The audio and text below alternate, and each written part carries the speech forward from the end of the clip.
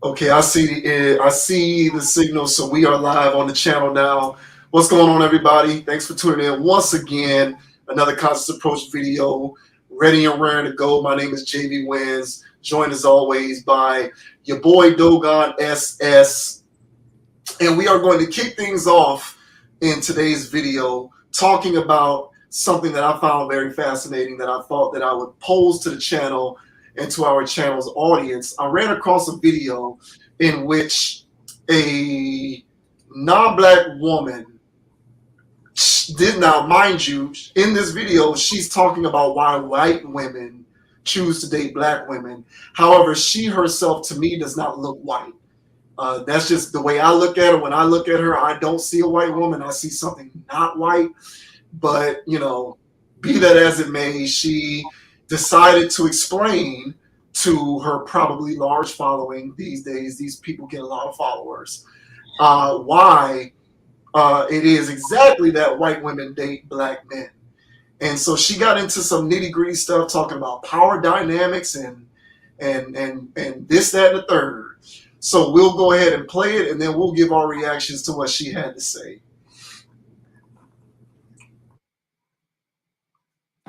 White women love black men because of the power dynamic, because white women have never had any power over men in their lives.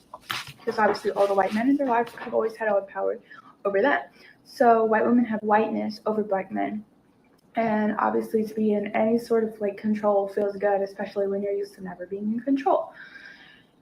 White women feel safe with black men, not only because of the hypermasculinity that they believe black men exhibit, but because of the whiteness and power they hold over black men. This is why also white women can still be racist and be with black men. And be like conservative white women will be like married to a black man. And this is why white women love their black sons and hate their black daughters. Black sons give you access to the patriarchy, they give you power, whereas black daughters don't. All right, so yeah, she talked about the patriarchy, hypermasculinity. She talked about them feeling safe, power dynamics. Do you buy any of that? Um, I've never thought of that angle before. But I kind of like it. I think it's kind of spicy, and yeah, I can roll with some of that, if not most of it. I think where the interesting part about what she was getting at, because I never thought about this angle, is that white women struggling with having a sense of identity in their relationships with white men. Um, the angle of them actually having more of a masculine role dealing with black men is an interesting. It's an interesting take, I would say. I've never thought of that angle, but it kind of goes in line with other things that I think why I feel like interracial relationships happen outside of just genuine preference, because when we have this thing going on where, look, if we were all living in a world where literally everybody was just, there was no racism going on and everybody was growing up and, hey, I like this person, they just so happen to be white and nobody cared, then cool. But we don't live in that world, we didn't grow up in that world, and then there's race dynamics that everybody got programmed with, especially if you live in North America. So when you have this situation where you have uh, people who believe in race and racism, um, is when you're dating, and when you're dating interracially, there's going to be some level of that racism that comes in, and then they have to parse that out.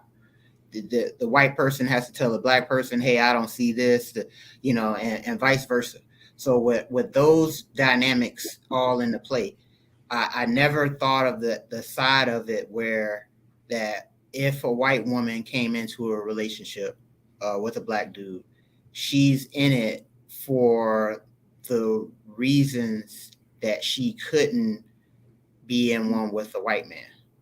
And so it's not about the genuine connection, because we grew up in a racist society with racist culture. So it's not just, oh, I genuinely like them. It could be a situation where there's a power situation where, hey, I fit better with black man because he's not going to put me in the same position as white man does. So I personally think it's interesting. I didn't think of that angle, but I like it, and I'll entertain it further. What do you say?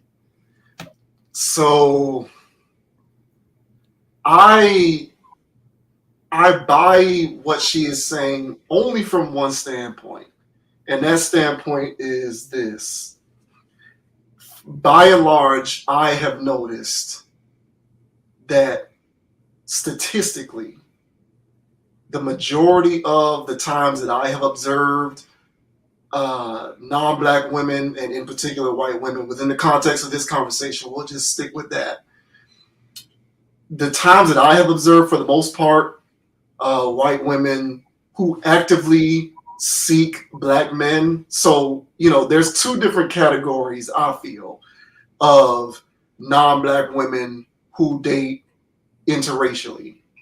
There are the non-black women who date interracially because they have somewhat realized that that is where they are most wanted, and so they kind of naturally gravitate in that direction. And then there are the non-black women who date interracially because they genuinely are comfortable in their own skin and are okay with confronting said challenges, which you just described. So the majority of the times that I've seen this played out, I would say maybe 60% of the time, it has been as such that these women who actively seek to date black men are doing so because they have realized that they are coveted amongst that particular segment of black men, and so they're going to gravitate in that direction because they realize that they are most wanted, and a lot of the flaws and shortcomings that white men will not necessarily be okay with dealing with, they've realized, okay, well, black men will tolerate those shortcomings. And so from that standpoint, I feel like there might be a bit of a power dynamic at play, because if you know that you can be successful in a particular arena despite your shortcomings, and you can just kind of feast in that lane knowing that what you're feasting on is not going to give you any blowback because of your shortcomings, then in a certain way that is a power dynamic at work. It's like, if I'm a 6 foot tall guy and I like to play basketball.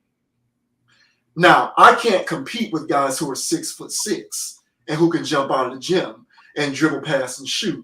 But I can go to an elementary basketball court and I can eat all day long on short kids who can't reach the rim, who can't block my shot, who aren't bigger, stronger, or faster than me. So I have power over those kids whenever I go to play basketball against them, because there's nothing that they can do to offset my shortcomings. But if I tried to go to play basketball with guys who are as big as me or taller than me, who could dribble, pass, and shoot, who might be stronger, faster than me, my shortcomings might get exposed, and so I have less power in that particular situation. So I feel like in certain ways, there might be a power dynamic at play if we're dealing with the type of woman who has realized, I'm going to exclusively date black men because black men will accept me and all of my shortcomings, whereas white men will not. Because when it comes to white men, there's a higher burden of proof. Now, that's the only context in which I'll validate what she said.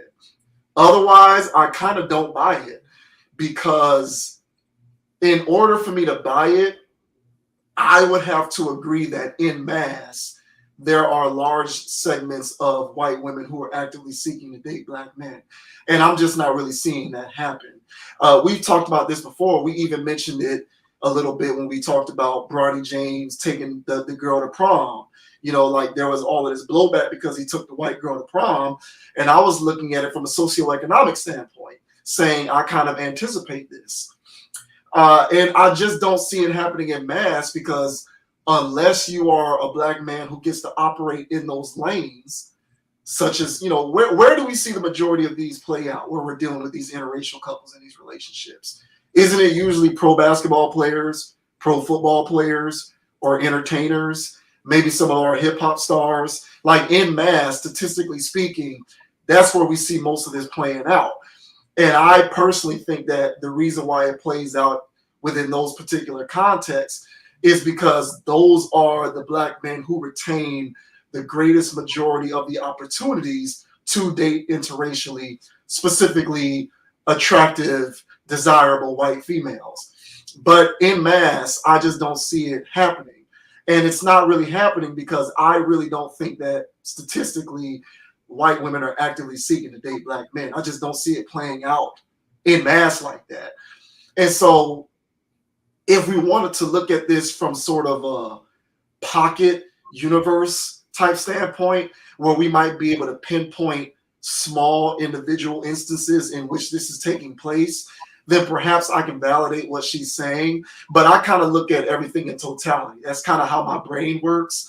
And I kind of I'm naturally inclined to take a step back and say, okay, well, if what she's saying is true, to what degree is this actually happening in mass? And I don't really see it happening in mass. I just don't.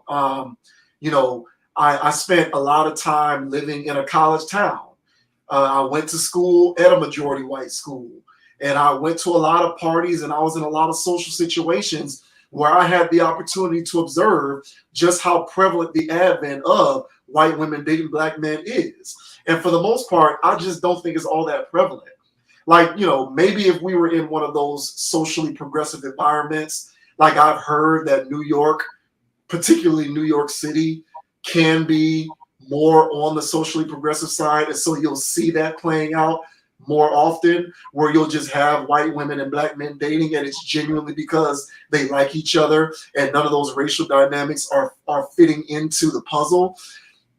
But I think for the most part, when we look at this in totality, even in 2022, with all of this equality and love thyself stuff that we got going on out here in the masses and in the mainstream, I still don't really think that it's something that's happening in mass. And so from that standpoint, I don't really give much credence to what she's saying, because from what I can tell, even if white women want to exercise their power in the relationship, they don't see the risk of dating a black man as worth the price they may pay in order to be able to exercise said power. And again, that's what I think in mass. There might be some small numbers of cases, the entertainers, the celebrities, and the professional athletes, they get a bite at this apple. But I think for the everyday person, I don't really think that this is a dynamic that's playing out in large quantities. Yeah, and that's fair. I think her statement was, she was making a generalized statement saying white women. So right, exactly. She didn't give a percentage or something, but she didn't get into any kind of nuance.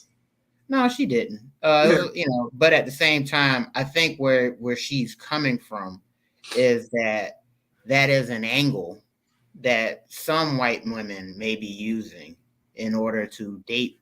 That's why they're dating outside of their race. Right. And so when you look at patriarchy and what people here in the United States call patriarchy and what it's been labeled as and what its connotation is European white male. And so when you have that as the standard of what patriarchy is, when you have this feminist rhetoric, when you have this feminist and leftist rhetoric that is centered around tearing down the patriarchy, the male structure, or what have you, it's one of those things where that's an angle that I would say that some white women do have. I would also say for the ones that aren't born gay, for the ones that choose to be gay after dating within their pool, dating men or whatever, and the white women that just, hey, I'm just be lesbian, and so they'll just not date the white men there. Or if they just date outside of their race, they won't date the white men there. And I think the reasons for the ones that aren't born gay, the ones that just switch over, I think they've had enough experience with the male patriarchy over there. And the ones that dated, grew up around white people, dated white guys, and then all of a sudden go over to black people, I would say that some of your reasons would be in there as well. But I think what she was trying to get at is she's psychoanalyzing, and she's trying to get it. There's a deeper layer that if she dates outside of her race, she has a better shot. And just like how you said, they'll be coveted more. So since there's a level of coveting, then there's a level of putting on a pedestal. And so it's not a power dynamic of I run the house. It's a power dynamic in the sense that they have more power in these relationships than they do when they have with their white man. Yeah. And so it is a fair thing to say for why there is a percentage of women who actually date outside of their race and would still have the nerve to say racist stuff to and this is when we talked about this before, of interracial relationships. I don't have a problem with it so long as each party is talking about the race stuff that they live and they personally subconsciously feel. And if they don't have those conversations, then a year later or whatever later, now there's something that happens socially. Now there's racial. Yeah, now there's an issue. Yeah. So I think that I do think that there's a large portion of people out here that haven't really did a self-evaluation of why. Not that there's anything wrong with dating out of your race. Have fun, have at it. But at the same time, when you were raised and conditioned to do such a thing, if you can articulate why you no longer have these set points of views, then it's like, oh, okay, well, you have rewired your brain and now you can now whatever. But if the reasons why you are dating outside or whatever, the race or whatever, and the reasons that you're stating why you're dating outside of the race has more to do about how you view your own race, and you're just jumping ship because of how you view your own race, then at that point, I don't think you're making that choice based off of genuine making that choice. You're doing that for air quotes power reasons. So I don't know. How do you feel about it? No, I agree with what you're saying, and I think you're basically speaking to the one lane in which I would validate what she was saying. Like, for example, and I'll speak for myself. Full disclosure, I have dated outside my race, and I continue to be open to that from the standpoint that I know who I am, and I do believe in attracting energies. So I think that it is more likely than not that if you're dealing with an interracial type situation, if you are putting off the right type of energy, you're going to attract, if that's something that you're into, a type of person who's also going to be on that wavelength. So for the most part, every interracial type situation that I've been involved in, it has been a situation where we openly and freely talk about some of these different racial dynamics, and it's not uncomfortable because I'm dealing with another individual who's comfortable in her own skin. But that's me, and that's my individual circumstance. I don't pray tell that my individual circumstance is sort of extrapolated out towards the masses. And what I have often seen, and I have been targeted in certain respects, from this.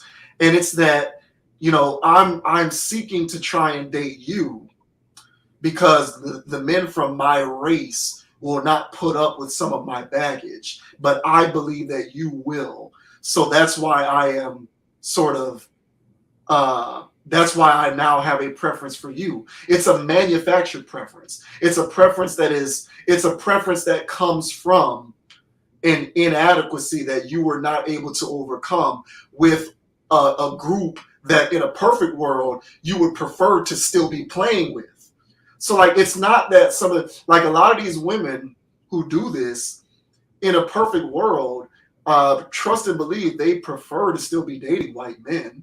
They're just moving over into dating non-black, non-white men, non-white men, black men, whatever type of men, because they believe as though that's where they have their best chances to succeed. And so they're in a certain type of way, it's like they're accepting less. They're taking a lesser deal in order to be on a championship team. Like, would they like to sign the $100 million contract? Yes, but no team is going to offer that because they're not good enough. So they're going to accept a lesser role and make less money, but play for championships. That's the type of thing that I've observed. So like, I've seen some things play out where it's like, the only reason why you're even attempting this, ma'am, is because you know that a white man would not go for that. So like, I've seen, and again, a lot of this boils down to preference, but I'm just sort of giving you a big picture thing on what I've observed. So I've seen the non-black women, the white women who, are, really overweight, really out of shape, really aren't that good looking. And it seems as though those are the types of women who are going after black men. And I feel, my speculation is that they know that to a certain degree, what they bring to the table isn't serviceable enough for a white guy who's probably going to require that you not be fat, that you not be overweight, not out of shape. But your perception of this situation is that you might be able to kick it with the black men because the black men might be willing to take you with all your pounds and with all your flab and with all of your cottage cheese. I've seen those types of things play out. And I believe that it's a manufactured preference. And I think that, again, back to my central point, when you are able to effectively flex your muscle and get certain things that you want out of life, despite the fact that you don't have to work on shortcomings in order to attain them, I believe that in a roundabout way, that is a form of exercising power. Whether they realize that or not is a whole different conversation, I guess. And whether the men who elect to get into relationships with these women realize that or not, that is definitely a part of the equation. And so from that standpoint, that's kind of where I see these sort of situations playing out. And a lot of times, these people who aren't whole, who don't know themselves, who aren't comfortable being able to effectively articulate why they have deviated from the behavioral sets and some of the things that was sort of ingrained upon them from childhood and on up into adulthood. Some of the women who aren't able to effectively articulate that, they've realized that, it's not necessarily incumbent upon me to be able to learn and grow from that standpoint because I see where I can get what I want, despite the fact that I am unwilling to confront that.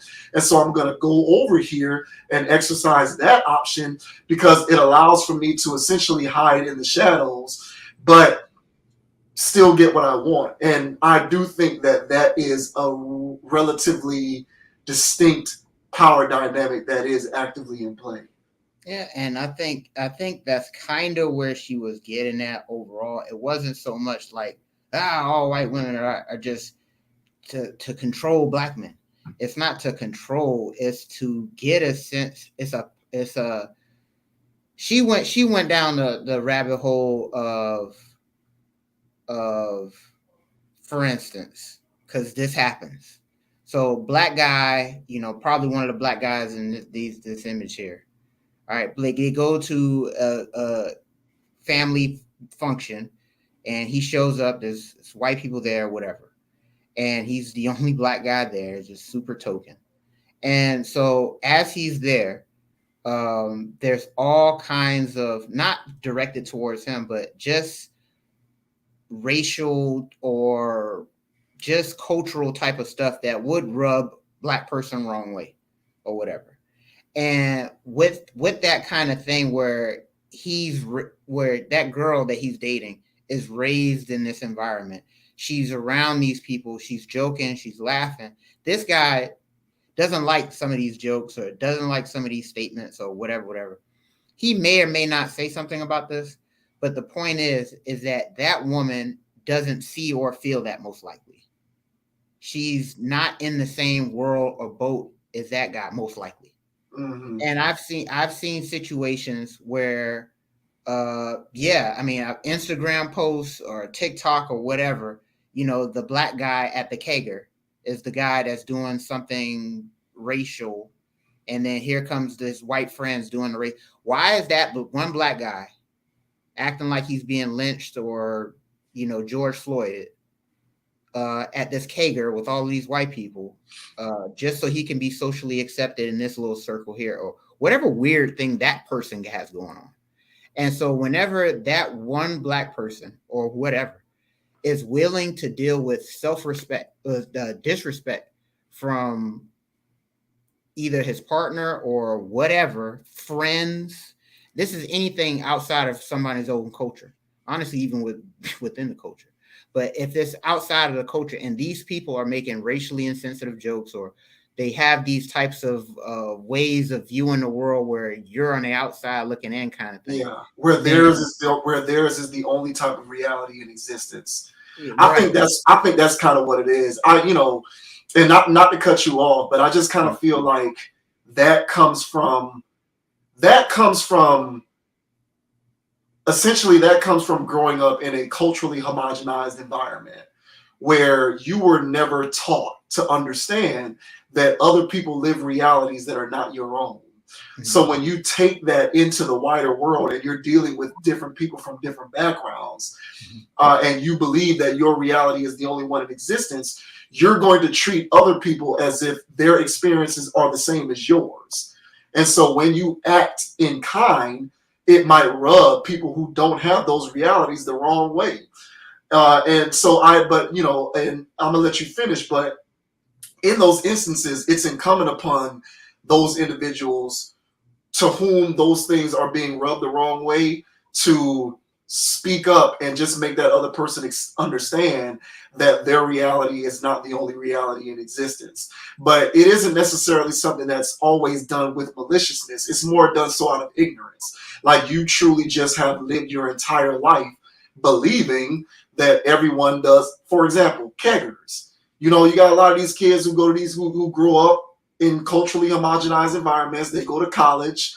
For the most part, they are still in socially and culturally homogenized environments, even in college.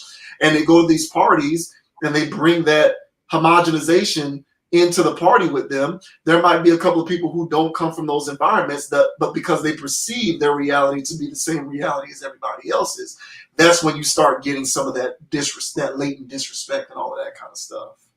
Yeah, and with that type of stuff, and I agree with all of that.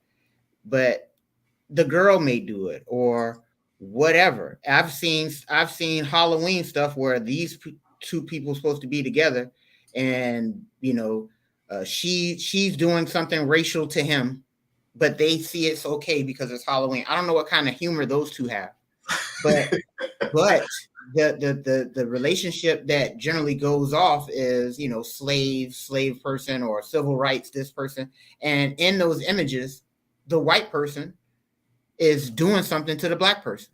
And so in those images that are just still shots that are social media pictures that are uploaded and go viral for whatever reasons, or because it's racial, but when they get uploaded and stuff like that, these things are happening, you know, but these are just the still shots that people upload.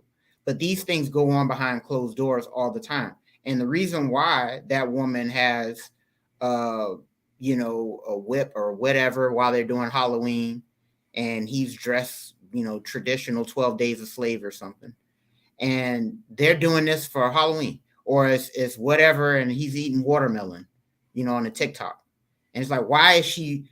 I'm pretty sure he could agree to this, but why did you agree to this, bro? And so who looks good in those pictures? The white woman looks good. Who does she look good to? The other people who have the same socially insensitive, closed off, and she's pandering to those people who are also racist. Then there's white people who grew up hippie, grew up really not seeing race, really not seeing color. They wouldn't dare take those type of pictures. They wouldn't dare make fun of somebody at a kegger or at any other situation like that. They wouldn't openly make those types of statements. I don't see those types of people taking pictures with their black friends in derogatory fashions. So when you're dealing with these women who are actually dating black men, much like these pictures here, and then you later go down their timeline, and there he goes eating watermelon, dressed like 12 Days a Slave, and here's whatever. But they love each other. What's that dynamic outside of a power dynamic? And so that's an overt form of power. We talked about the more subtle form, but I do think that she used the word power in the, it's a loose term, but I think where we're both agreeing on is that the reason, the like you said, the tears of, hey, I ain't gonna cut it with the white people. I'm just not. So let me take my talents to a place where it'll be appreciated so I can have leverage, because I don't have leverage here. And if you're dealing with leverage, you're dealing with control and power. And so is it overt, over the top power? No way. But I still think that there is, because as a woman, what do they have as power or control in this man's world? And so when they're in their relationship, the best thing they can do is control the confines of the relationship, because they really aren't allowed to do anything else in this patriarchal, male-ruled world. So in the confines of the relationship, that's where they could get power. How do they get power? Being desired. How do they get power? Always, whatever, being the prize. And so, yeah, man, give black man a white woman, and she a prize. And I don't know what that's about, but she a prize. Hey, I won, bro. I got me one. So it's with those dynamics going on. I feel like there's a lot of it. Power is a interesting word to use, but there's a dynamic of wanting to be in control of their situation versus being in a situation where the white man is, controlling them, if that makes some sense. So. Yeah, it does make sense. I just still kind of think that this is water under the bridge for the most part, because I do believe that statistically, the vast majority of desirable white women, I do think the vast majority of desirable white women would rather be in a relationship with a white man and accept whatever relative power that they get within those confines than to be in a relationship with a black man and be able to exercise power over him. I just feel like en masse, I don't really see white women in large quantities actively seeking to date black men. I'm just not seeing that. I don't think that that's something that's happening in droves. So let me back up. So if there's a white woman who's dating a white guy, and that white guy is not allowing her to do, I mean, he's still with her, but he doesn't go for this, he doesn't go for that because of whatever his standards. I don't know their standards. Mm-hmm. And so, but he don't go for that, but he's still with, she's still with him. And so you're saying she'll deal with that, but at the same time, I mean, I agree with that too, because everybody wants to deal with. Yeah, I just don't think. I just think at the end of the day, and I've seen this, and a lot of this is anecdotal, right?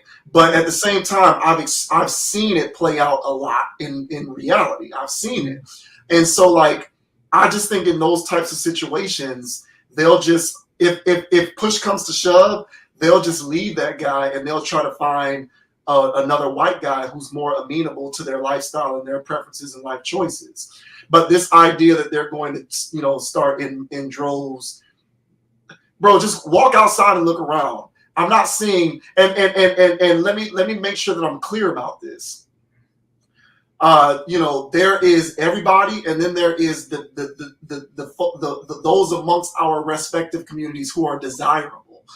And what I believe is that desirable white women are not actively seeking to date black men unless those black men are professional athletes, entertainers, or maybe some of these black men who are affluent in other areas. But for the most part, you really only see these in small pockets of our society. It's not happening in a large enough quantity to substantiate this idea that these women are just out here looking to be able to maintain power in their relationship. Like, they will elect to be in a relationship with these white men, and if the white men aren't giving them what they want, if they're unfulfilled in those relationships, or if they feel like they need more of a say or want more power, then they'll just leave those guys and just find another white guy who's more suitable for them. That's just what I think, and I think that based upon what I've seen. I think in the hierarchy of the types of men that white women in particular will date, black men are last on the list.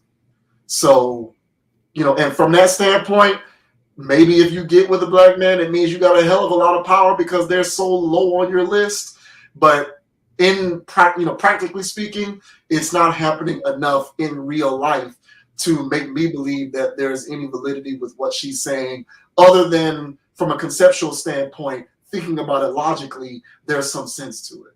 And I think and I hear what you're saying, and I think the way I took her definition of power wasn't control or dominion over. What it was a sense of was a seat at the table that she doesn't get at the white man's table. Yeah. In the relationship. Yeah. And so a seat, a say, or whatever. And the reason why she has a seat or a say is because the black person puts her on the pedestal. Yeah, correct, right. And so a white man doesn't. Yeah. And so, and that ties the points in. But I really, she used power, but I think where she was getting at was more or less, and I get your angle of, because it's not like all white women, because there's a boat of white women who won't date outside of the race, period. I don't care if the guy's abusing her, abusing the kids, she's staying. Yeah. Because that's her preference. So I'm not talking about those women. I'm talking about fringe women that could date outside of their race. And why do they ultimately decide to jump over? And so for those reasons, the ones that actively jump over. So I'm not talking about the people who just live in Africa, for instance. I'm talking about the people who actually left Africa and came to America, or the ones that go back and forth. So I'm not talking about the ones that stay over there, because that's just them. But the ones that have that ability or is willing to, why do they come to America? And they come to America because in Africa, they're not allowed to have the stuff that they can have or whatever. But in America, for instance, that they can have these pseudo powers, just powers in the relationship, dynamics within a relationship that she probably wouldn't get with white man. So again, this is a nuance. This isn't uniform all white women or nothing like that. I do think there is a population within the multitude of reasons why people do date outside of their race. I do think that this is a component that I've never looked at before. And I say, you know what? For that MAGA hat woman that dragged her boyfriend out there in his overalls and his slack jaw, and he's out there, hell this, hell that, just blindly, because, hey, I'm no Democrat nor Republican myself, but you just blindly just yelling rhetoric, sounding like nobody different from, Confederate flag country, then, I don't know why that guy's doing that or why they're there, but he clearly is in a lost space. So I do think that there are women who are, white, who do overtly exercise power. Then I think there's the subtle kinds. And I just think this is a nuanced conversation. And then using the word power or power dynamics makes it so concrete that I don't think that we should use such a word to describe this type of subtle levels of manipulation and control within the relationship that they couldn't have if they were dating a white man. So my interpretation of power wasn't dominion over an individual. It was me being able to exercise certain liberties within the context of my relationship that I otherwise wouldn't be able to do so. That was my interpretation of power. Not I have power over you, but rather I'm more comfortable in relationships where I can do this and be this way. And so if that and that playing the role in you deciding to date interracially. I don't know. I just think that if we were dealing with if you lined up 10 white women, I think at least 8 of them, if they were being honest, would tell you I wouldn't consider dating a black man. I think statistically speaking, the vast majority of white women have a preference for dating white men, and more specifically, have a preference for not dating black men for all sorts of reasons that we can get into: social stigma, culture, society, all of that good stuff. But I just think the majority, and I'm not even talking about women who feel that way from a place of anything racially motivated or malicious. I'm talking reasonable people who genuinely like, and like I'm talking some of these white women that you'll see marching in the street whenever a black person gets shot. I'm talking about those women. I'm talking about women who care about social justice. I'm talking about some white women who might have multiple black friends, and so they don't make the excuse, well, I'm not racist because I have my one black friend. No, I'm talking, these are people who maybe have several, they live within a multicultural context, and they might have several black friends, and they might genuinely like and appreciate the value that living within a multicultural context brings to them, which includes being friends with many black people, many Latino people, many people who don't look like them. Reasonable women. I'm talking about these women. I'm not talking about, you use the term fringes. I'm talking about those women who could, from a social standpoint, perhaps go either way. I still think even the majority of those white women will say that they would not date a black man. That's what I believe. I believe that in mass, this is not happening. The ones who are intolerant and are really on that racial stuff, I'm putting those in a box and putting them off to the side. They don't even count because we already know where they're coming from. But I'm talking about the very large quantity of white women who are reasonable, who genuinely care about people, who like people, who have a good heart. Maybe they have certain ideologies or opinions that come from an ignorant place, but we all do. We all have prejudices and biases. Yet, you can still be appreciative of people who don't walk the same life as you, who don't come from the same reality as you. And I think even those women who might have a lot of black friends who live within a multicultural context, even they would take some of the things that are less desirable in order to stay home, so to speak. Date their white men and not date black men. I just don't think it's happening in mass. And maybe we'll see that continue to, I don't know, turn. I don't know. Maybe that'll be a dynamic that overturns itself as time continues to move on. But in mass, for the most part, we are all still dating within our respective communities. That's what I see. And I have personal experience to show for it.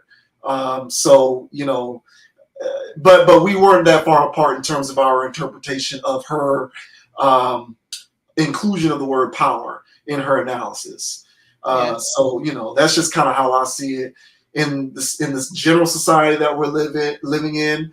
I don't see a lot of these preferences playing themselves out in mass unless we're dealing with the small percentage of black men who can exercise those options like that. Yeah, and I would just say, bro, here in Austin, man, this is how to get out here. So you'll see,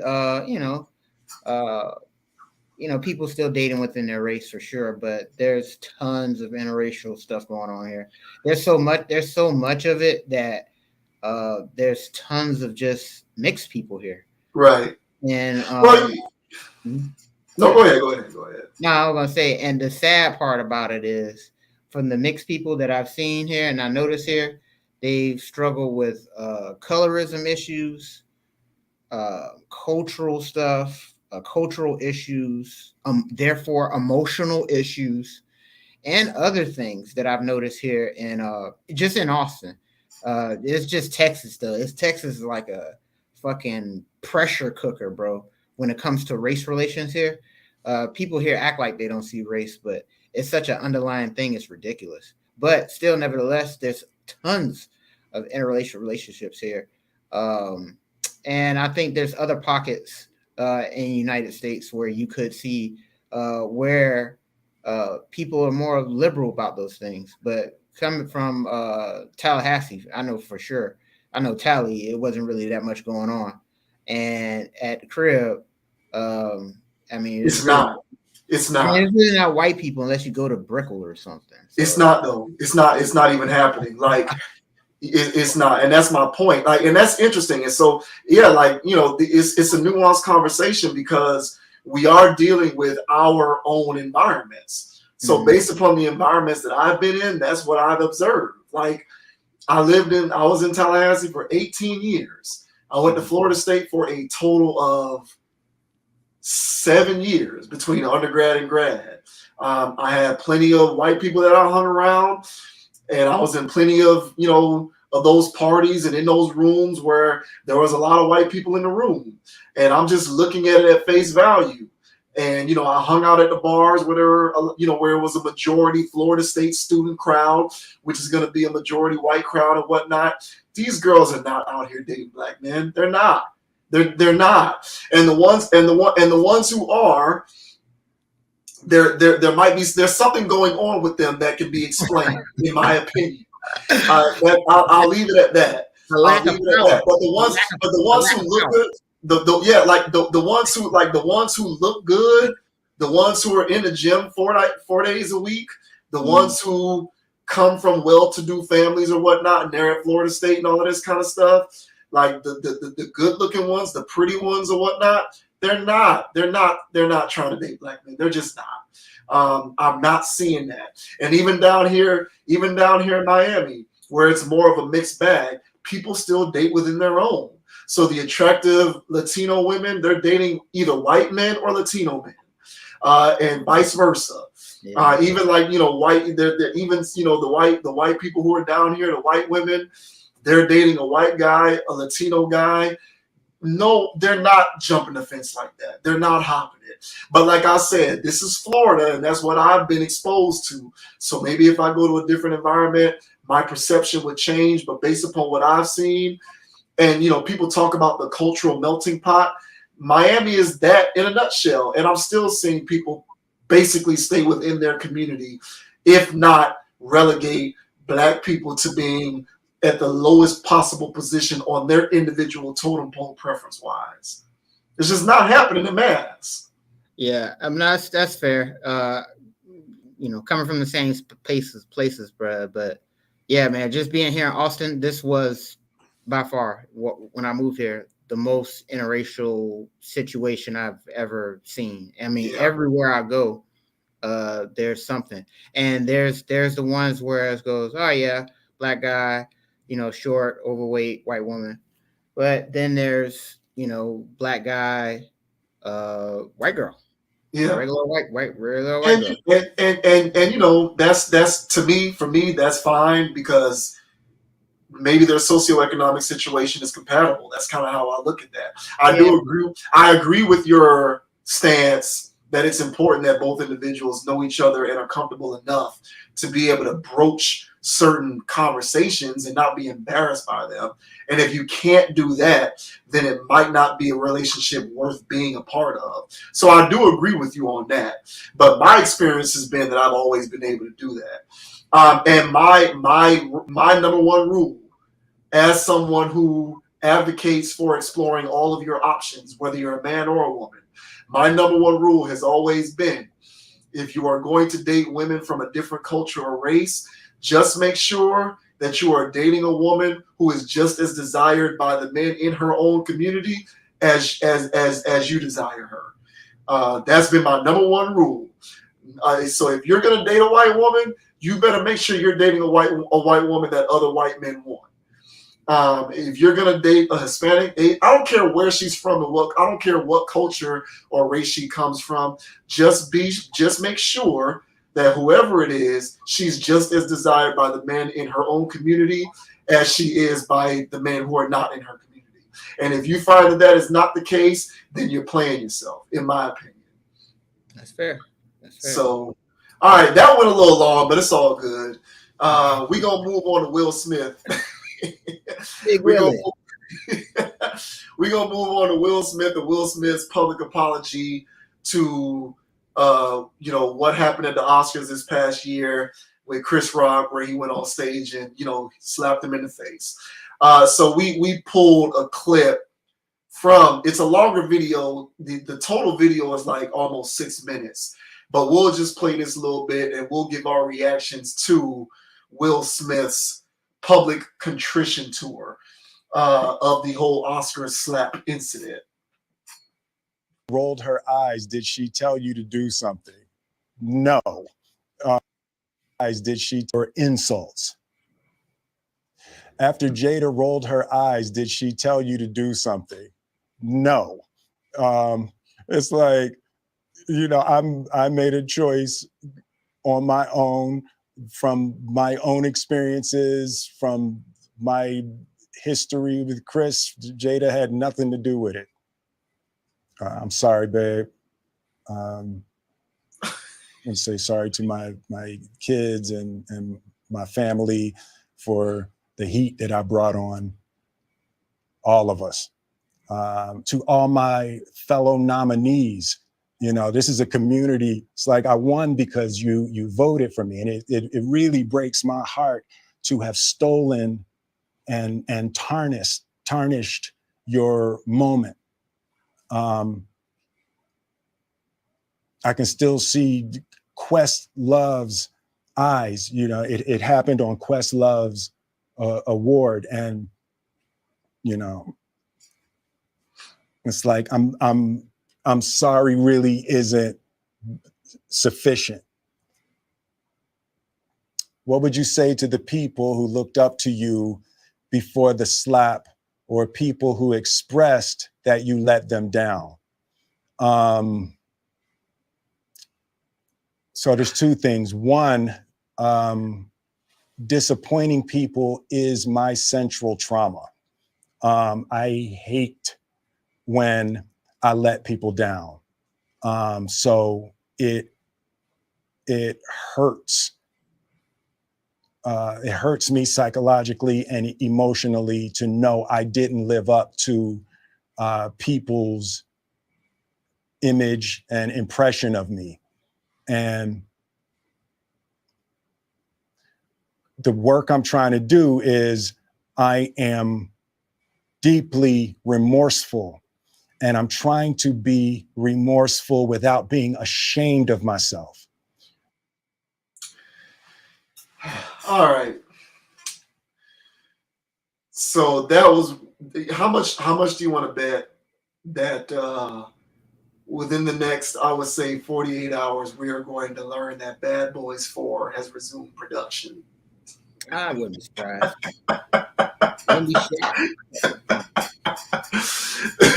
We're going to learn that several of Will Smith's upcoming projects have resumed production. They are no longer on hiatus. Yeah, I thought that this was weird. So, like, what you know, the first thing that came to mind for me is this situation happened back in March, and when this happened, and so he's kind of been laying low for the last April, May, June, July, almost 5 months, over 4 months. So it took this long for him to do this, and branding. In 2022, he did it on his own YouTube channel. With his social media team and his production capabilities and whatnot. So that's all to the good. It is what it is. But yeah, like over 4 months later, he decides to put this out, apologizing to Chris and Chris's brother and his mama and all of that good stuff. Like, what is going on with this? I don't know. Bizarre, as like you said, it's a bit strange. I think this is quite bizarre. The main thing that was in my head the whole time while I was watching this is that this is sad. Outside of being bizarre, the main thing that I took away from this whole ordeal, especially this video, is that Will Smith comes off as pathetic at times. And it's tough for me. And the reason why it's so tough is because even though I'm not like a Will Smith fan, I'm a Will Smith fan. And even though I don't look up to the guy, I look up to the guy. I feel like anybody, first of all, actors, I feel like that's a hell of a skill. Like it's so slept on of how good you have to be an actor. And so I seen him in roles when he was younger to when he got older, and I just was a fan of how he's able to carry a film. Some people may not like it, but I did, and so that I was a fan of that, and so therefore I was a fan of his craft. So what the and so this ties into my main point of the main thing that this situation took from it was, um, what's the Bible verse say? You shouldn't put your faith in man. Mm-hmm. And what I did was I put his work ethic, his skill while he's acting, his skill while he's just being naturally funny. I put those things on a pedestal to where all his other life attributes would hit that same bar. And from the slap, from honestly before the slap, pre-slap, it was pathetic. Yeah. Then once the slap came out, and then his first initial, because I think this is his first apology, but I think he's either made statements or something. He wasn't completely ghost, and just hearing him talk post slap is gotten to a point where it's like, damn, bro, you really need help. Like, you need help, sir. And even when he was explaining the relationship stuff with Jada at the table and stuff, it was like, God damn, bro, like, you need a counselor for this. And so, yeah. And so I think if he really, because it was part of me that was still a conspiracy theorist with this, it's gone way too far for me to think it's a conspiracy. But I did think that I thought there was an element of those two guys being in on it because they are friends, and I thought it was something they would get out of it. I thought Chris Rock, since he was going on tour, right after that, he would win. Will Smith got the Fresh Prince show out there and all this other stuff. I figured that it had something to do with publicity. But in any event, right now we're here with him doing this stuff, and I must say, I would hope. I was hoping that he was stronger than this. Everybody has their ups and their downs, but I was hoping he was stronger than this. And there's a way somebody can talk about their trauma that makes it seem like they've self-reflected. They've gotten to an area where they're trying to heal and make shit happen. And then there's people who talk about their trauma and they sound lost. And he's speaking about his trauma, whether it's excuses or not. He sounds quite lost when he's speaking about his traumas and what made him do what he did. And the whole fact with the Jada thing, did Jada say anything? No, she didn't. This was all me. And, it's like, bro, what would make you do that? So it was still, to me, I think it's sad. I think that, this highlights mental health. And, I really think, bro, I'm pretty sure he has a therapist or something like that. I hope so. Yeah, he needs to. He needs to find a new one if he's been. He needs new help. How you feel about it? Yeah, I just, so when we originally talked about the slap incident, you were kind of thinking that it was about publicity, and I was more on the side of it being legit. And I mentioned then that when I watched the initial incident, right? So not because I don't watch award shows, but when I watched what happened, because everybody was talking about it, and I saw like this dude really went up there and did that, like on international television, on live TV. And in that moment, I said he wasn't just slapping Chris Rock. I said that he was slapping. Chris Rock became like a vessel for Will Smith in that moment to exact his vengeance upon everybody whom he felt had disrespected him and his name over the course of the last couple of years that he had been incurring negative publicity. So I genuinely felt like in the moment that Chris Rock made that joke, because that was such an innocuous joke. Like, ain't nobody thinking about Jada Pinkett's alopecia shit. The dude was just making a joke because she's bald. Like, get over this whole he's being insensitive thing. But like in the moment that Chris Rock made that joke and he saw, Jada roll her eyes and whatnot, he, in that moment, I felt like in his mind, and I'm speculating here, recklessly perhaps even, but I felt like in that moment, in his mind, he was thinking about the Red Table Talk shows. I felt like to a certain degree, he was also slapping Jada when he slapped Chris Rock. Like I felt like he was thinking about all of the Red Table Talk shows. He was thinking about all of the inferences to Jada's relationship with Tupac. I felt like he was thinking about the August Alsina song with Rick Ross, that entanglements thing. I felt like he was thinking about all of that, all of these situations that manifested themselves in a form of embarrassment towards him, not her, but him. And in that moment, everything came to a head, and he slapped Chris Rock in response to all of that stuff that had been going on. And so the reason why I bring that up is because I kind of feel like Will Smith is one of those people, and this is no fault of his own. We're all imperfect human beings. I kind of get the sense that Chris Rock is an individual who's not very good at being able to confront some of the things that bother him and confront the individuals or the things that bother him directly. It's the LeBron factor. Like, I feel like LeBron is passive aggressive because he's afraid to be confrontational towards the individuals or the things that give him discomfort.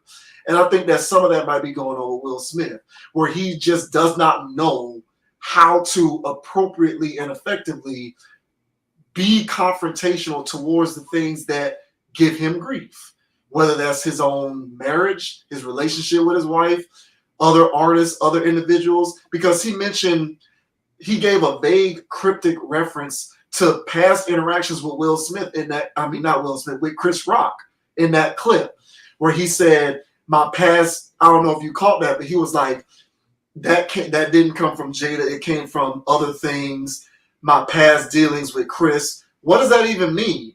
So it's like a cryptic reference to something that must have gone on that went unresolved.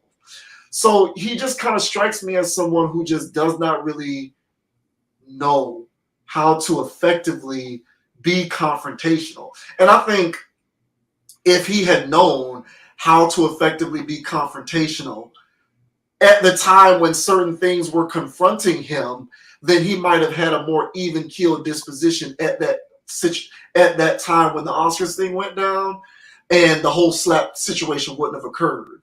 But because there was such a buildup, it all kind of exploded, and it manifested itself in what eventually happened.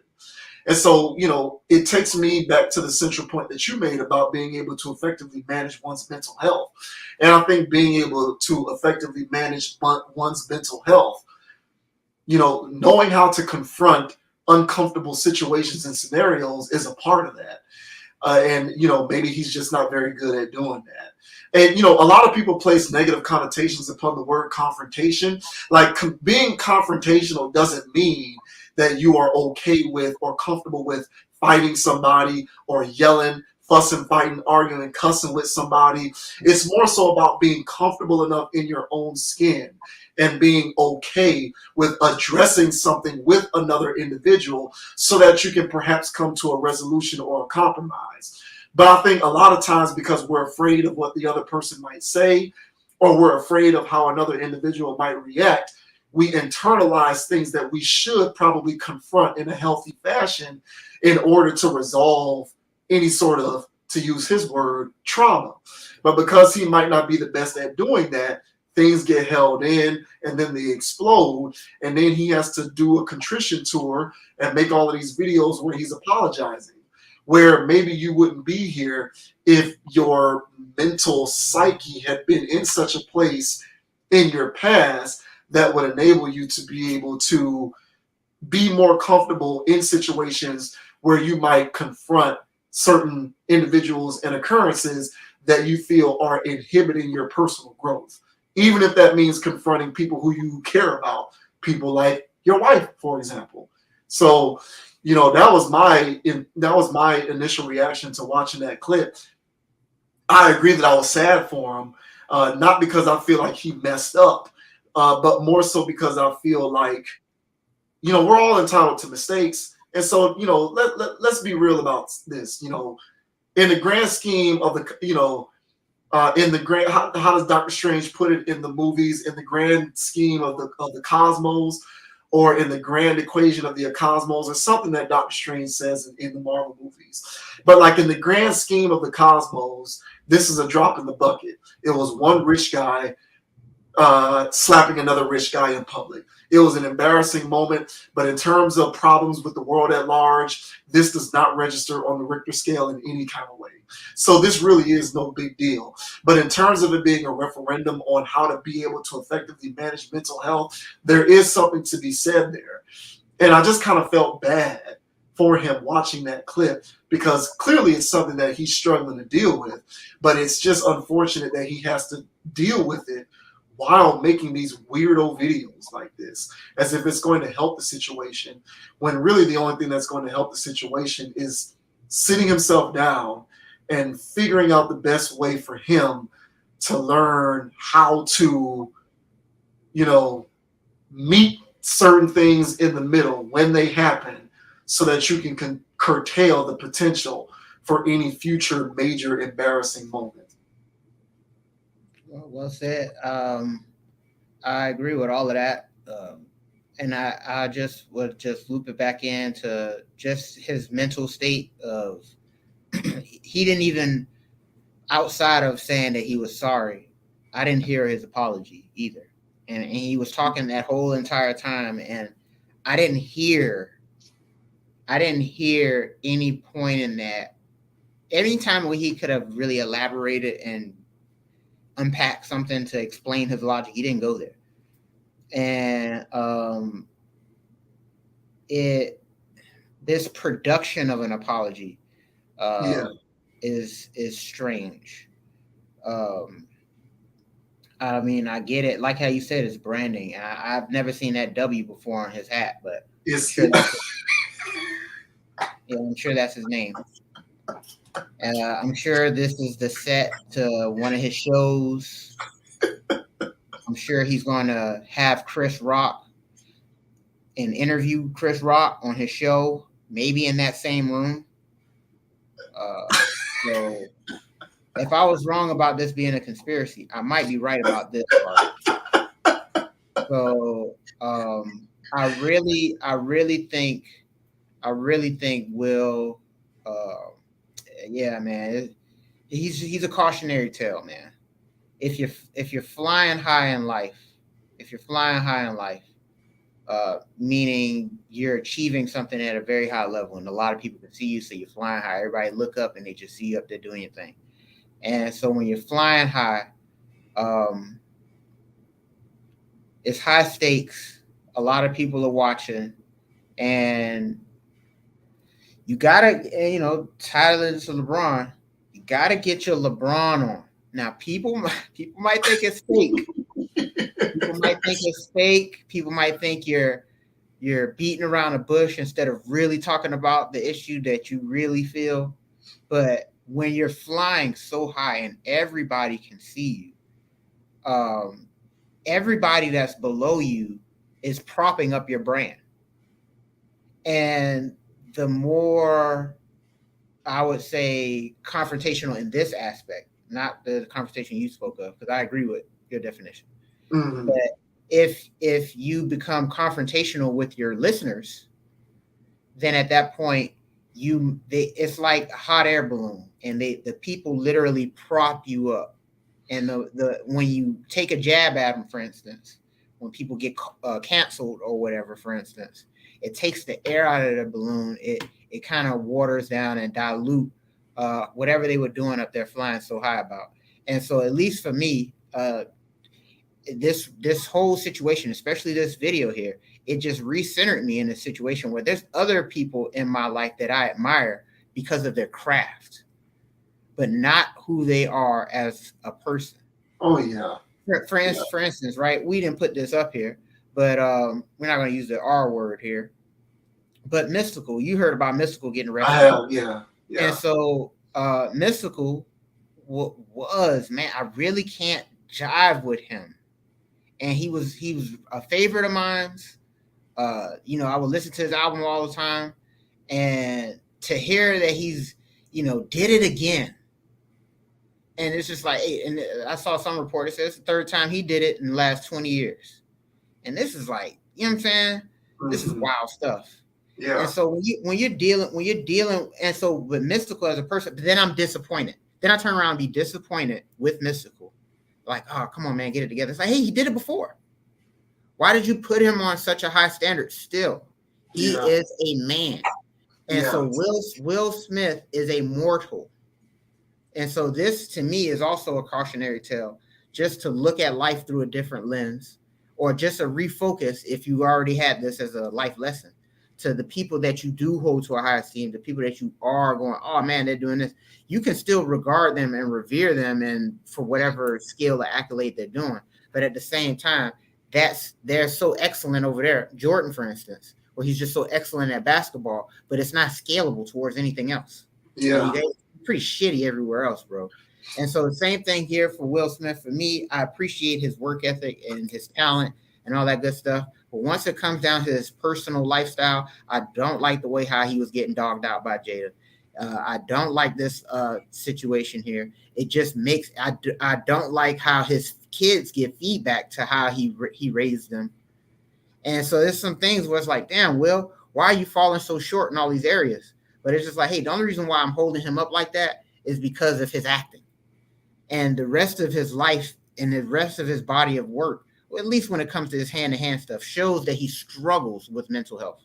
So, but yeah, long story short, I just really think that if there is somebody that, you are holding to a high esteem, just make sure you compartmentalize that and only appreciate their craft, or only appreciate the parts of you that they're showing you.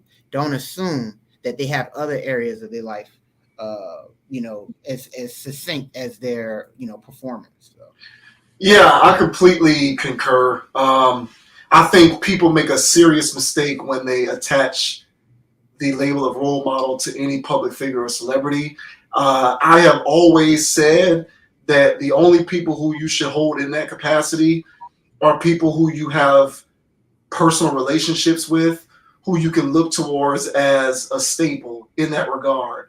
So, like, not everybody is blessed to grow up in a household with parents who are good parents and all of that kind of stuff. But if you have any kind of mentor, or maybe an uncle who's a good person, or maybe you got a friend who's a good person, or a cousin, or maybe something like that. Maybe you have like a academic advisor, someone whom you have a personal relationship with. But famous people and celebrities should never be held in that regard, because you set yourself up for disappointment when you come to the realization that they are human and capable of human mistakes. And so I think we do a disservice to some of these individuals when we put them on that pedestal. But that's just the society that we live in, where we worship celebrities so much. We live in it's the same thing with the athletes and these musicians, these rappers and these people. Well, maybe not the rappers, but like it's the same thing with these entertainers and these athletes, where somebody gets arrested, or if there's some indiscretion, if infidelity and it goes public, if there's a divorce, a DUI or something like that, all of a sudden it's like, oh, the humanity. And it's like, no, these are the same things that happen to everybody else in the world. These are individuals who are susceptible to the same ills in life. So you really should not allow your appreciation of their abilities to cloud your interpretation of how they are as a human being. Because you're at the end of the day, if you do that, you're making that mistake, not them. You should never put your faith in Will Smith or anyone in that regard. So I completely concur with all of that. I just kind of think that, he owed it to himself when a lot of these things were happening to confront them in the moment, as opposed to letting it fester. And I think the fundamental error that he made was allowing a lot of this stuff to fester to the point in which it boils over and he ends up publicly embarrassing himself. As an aside, we do have a comment from our buddy McCall, who I think is watching right now. He said he messed up when he let people bang his wife. Tupac wouldn't let that happen.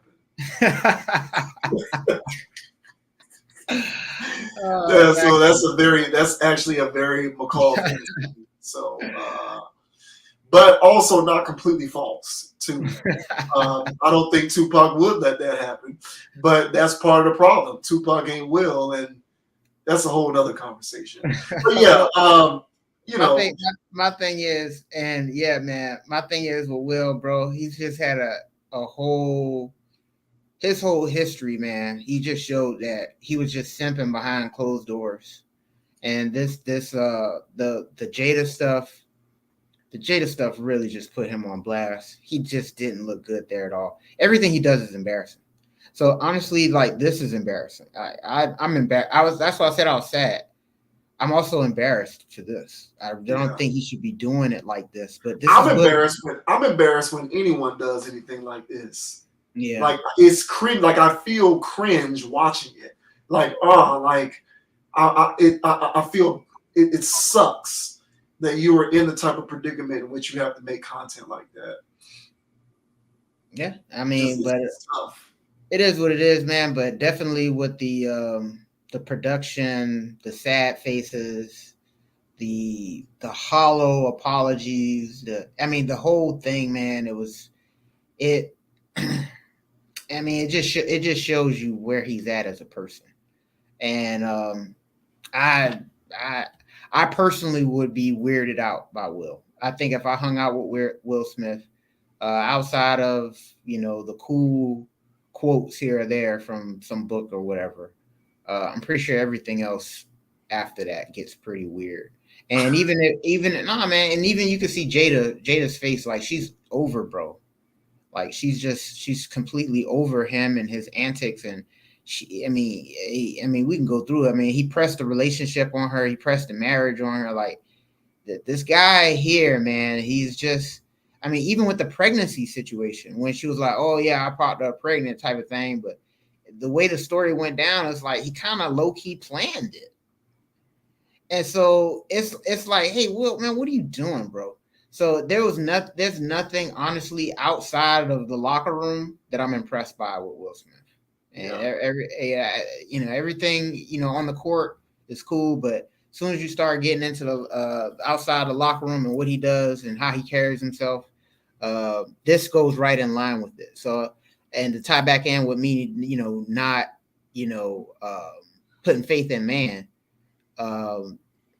He really drove home this whole situation from Jada to now, the Red Table Talks to now, really has articulated who he is behind closed doors. At least I can see enough, and it's sad. It's sad. Yeah. I don't disagree. It is what it is. We'll go ahead and end it there. I don't think there's anything left to add. Yeah. I hope everything ends well for him, just because I don't wish ill on anybody. But I think a lot of this he did bring on himself. So at the end of the day, accountability above all. So that's going to do it for tonight, man. Appreciate everybody for tuning in to the Conscious Approach channel. Definitely appreciate the support. If you're watching this on YouTube, definitely hit the like button. Subscribe to the channel so that you can get the notification for all new content posted or published to the channel. The Facebook page, Meta, whatever you want to call it, is still alive. Mainly because I'm too lazy to go and deactivate it. That's the only reason why it's still alive. But it is still there. So if you're watching this on the Facebook page, like the page, share the video, comment on the video. Also, leave your thoughts on this video in the comments. If you are so inclined, you can follow the platform on Instagram at ConApproach, ConAppBroach. You can also find me on Instagram at JVWins, JVWINS. As always, I appreciate you supporting logical content. Yes, sir. And the name is Dogon SS. You can find me on Instagram at Dogon_SS or YouTube at Dogon SS or any other social media platform at Dogon SS. All right. So like I always say, man, don't be too high, don't be too low. Keep it calm, keep it chill, and keep it player, keep it even kill, man. Don't let nobody get you off your pivot. The main thing people try to do, man, is they try to get you out of pocket. And so just like how Brother Will displayed earlier this year. When you get out of pocket, right? When somebody stirs you up, whether it was Chris Rock, or honestly it was Jada, because it was Jada's facial expression that got him all stirred up. So whenever you're dealing with your female, man, you have to understand the science of them trying to, on purpose, get you upset. They find out your algorithm, they see your pet peeves, and they pluck those things whenever they want to get a leg up on you. So if you keep it calm, you keep it chill, you keep it player, you keep it even kill, not too high, not too low, all right? Then at that point, this woman trying to get you out of pocket, or anybody else trying to get you out of pocket, won't be able to do it. And so at that point, you will keep it amicable in player. So just do that, man, and just keep that in mind, man. Don't let anybody get you off your pivot. So closing out. Yeah, man. Yeah, mental health is real, man. A lot of y'all need therapy, and I strongly suggest that you seek it out if you can. But on that note, man, we're going to go ahead and sign off. Appreciate everybody for tuning in. Appreciate you for tuning in, McCall. Holla at your boy. We'll catch you on the flip side. Signing off. We'll see you later. Peace. Peace.